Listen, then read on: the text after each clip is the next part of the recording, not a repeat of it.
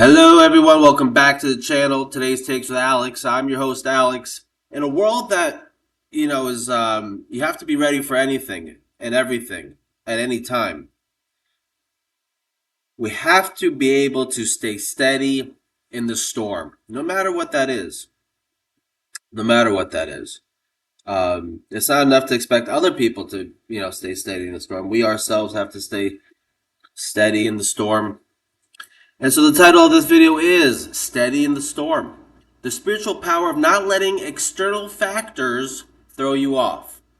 Life has a way of throwing unexpected storms at us, changing circumstances, other people's opinions, sudden losses, or fleeting successes. In these moments, it is easy to be thrown off course, tossed between anxiety, anger, or distraction.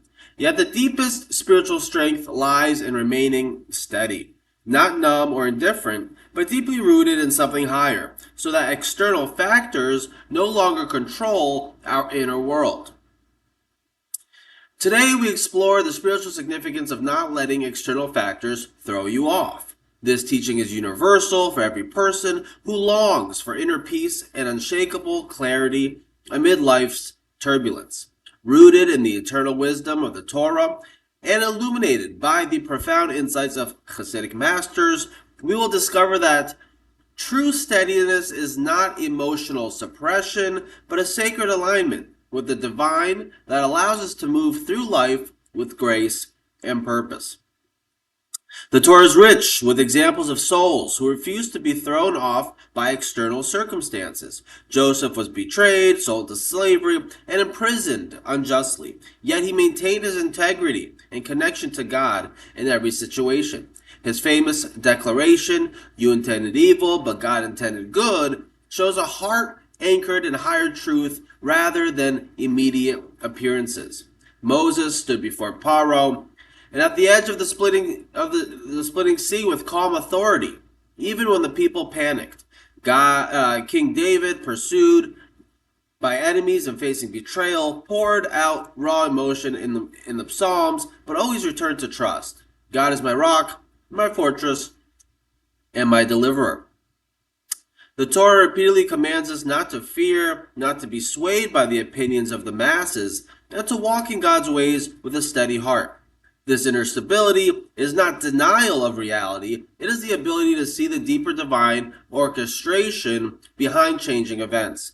The Torah teaches that when we root ourselves in the eternal, the temporary storms of life lose their power to uproot us.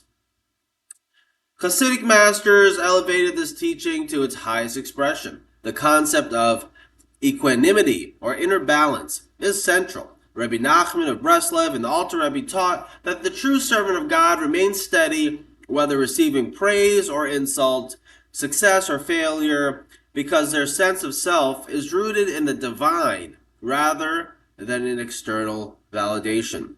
At the level of Sod, the mystical aspect of the Torah, this stability is intimately connected to the Sfirot, the divine attributes through which the world is sustained.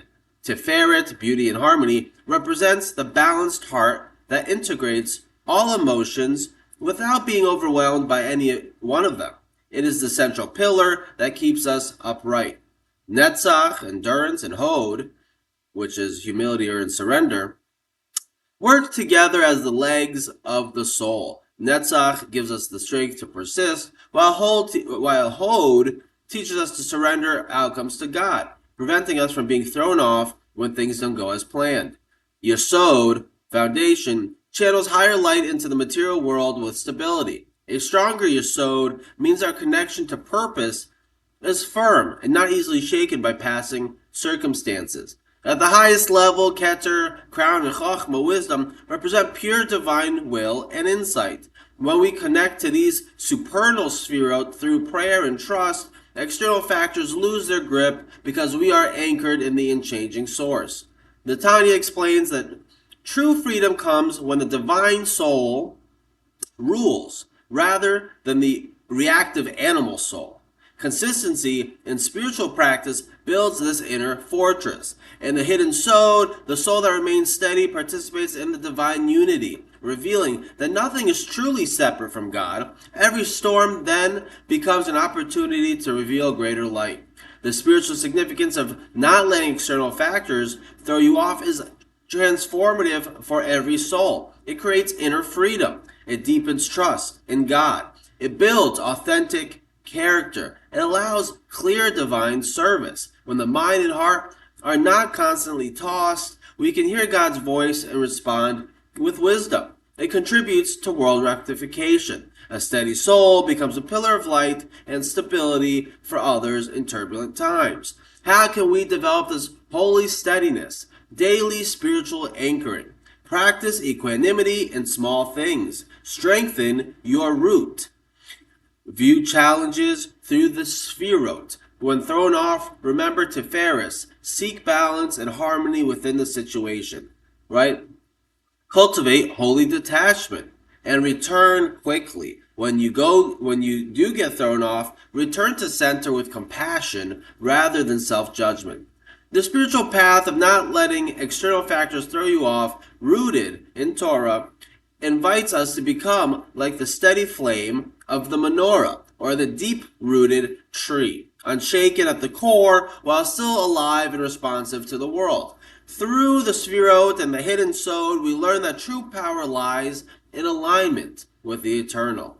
This week, notice one area where external factors tend to throw you off. Choose a small practice to strengthen your inner steadiness. Trust that every effort to remain centered draws divine support and reveals greater lights.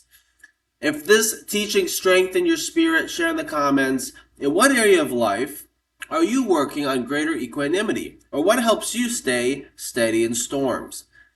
Like if these words brought peace and clarity to your heart. Subscribe for more explorations of Torah and Hasidic wisdom made alive for our time, and turn on notifications. May you stand firm with deep roots and an open heart. May external storms only reveal the strength and light within you. Until next time, stay centered, stay rooted, and let your steady soul shine brightly through every season. There's 3 relationships in the world. The relationships we have with God, there's a relationship we have with others, and there's a relationship that we have with ourselves. When we understand that these are 3 different aspects of the world and our relationship to it. What? We have a relationship with ourselves, a relationship with others, and then there's a relationship with God, right? And so we have to be able to always delineate that although, the relationship with God is all encompassing, right? There's ways that we deal with other people and deal with ourselves, and although we try to do it in a way that's like righteous, because everything falls under the umbrella of our relationship with God. We have to understand that dealing with people is its own thing, and so I give us a blessing to remember that there's man and what man does, and while man falls under the umbrella of God, there are 3 distinct relationships, and we should not get too creative where we start thinking that we things that happen when they are our willful decisions aren't just because God allows it to happen that is what God wants, right? God lets a lot of stuff happen, and then there's repercussions, right? Like God let the Jewish people wander off the road, and then he destroyed the temple, right? Well, he let it happen, right? Well, it's a bad thing that happened, right? But like he kind of let it happen, but that was because we had gotten to a level where we lost the teachings of the Torah, because I guess we started seeing things through our own perspective. So do unto others as you would have them do unto you, and be blessed, be happy, be healthy, and